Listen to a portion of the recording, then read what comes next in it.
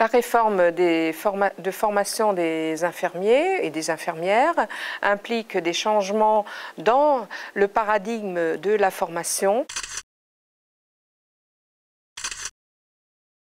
mais aussi dans leur pratique, ce qui nécessite un accompagnement très soutenu dans leur professionnalisation en tant que formateurs. Le travail sur la formation en soins infirmiers ou dans les professions médicales, c'est vous les experts, je ne prétends pas vous dire ce qu'il faut faire. Mais néanmoins, les concepts qu'on aborde aujourd'hui ne sont pas propres à un champ particulier, ils sont plutôt des concepts nomades que chacun va remettre à sa sauce en fonction de ses contraintes institutionnelles, de son dispositif de formation. Cette journée s'inscrit dans un dispositif qui a été conçu donc, il y a quelques années en partenariat avec l'école des cadres du CHU d'Amiens. L'objectif étant de créer un espace d'échange et de partage pour les formateurs des instituts de formation en soins infirmiers. Ce que nous avons souhaité avec Catherine Dupire, c'est solliciter les directeurs et certains formateurs d'instituts afin de définir les thèmes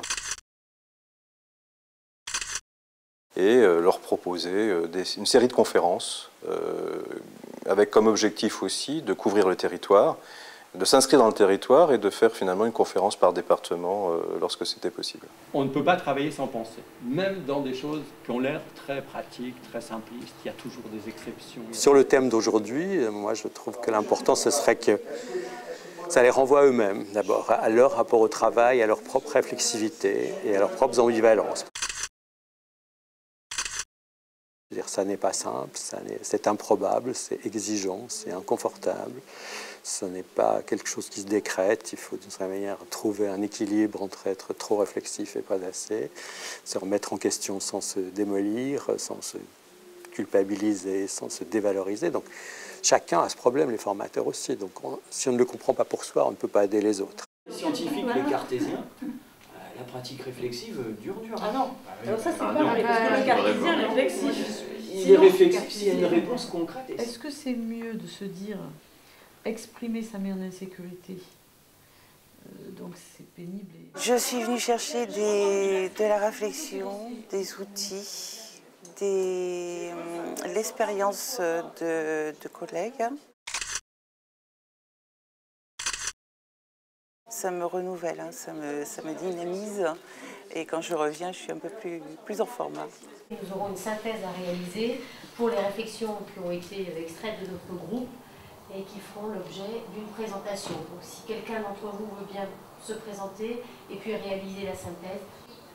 Et qui dit que l'étudiant a validé au niveau de son analyse de pratique et c'est pour ça qu'on choisit la sienne et qu'on la présente. On guide en disant là c'est à retravailler et comme telle personne l'a bien fait, il y a le choix entre plusieurs personnes, après ils se mettent par affinité. Donc là, on essaye de les faire plus se questionner sur des situations. On essaye. C'est pas facile.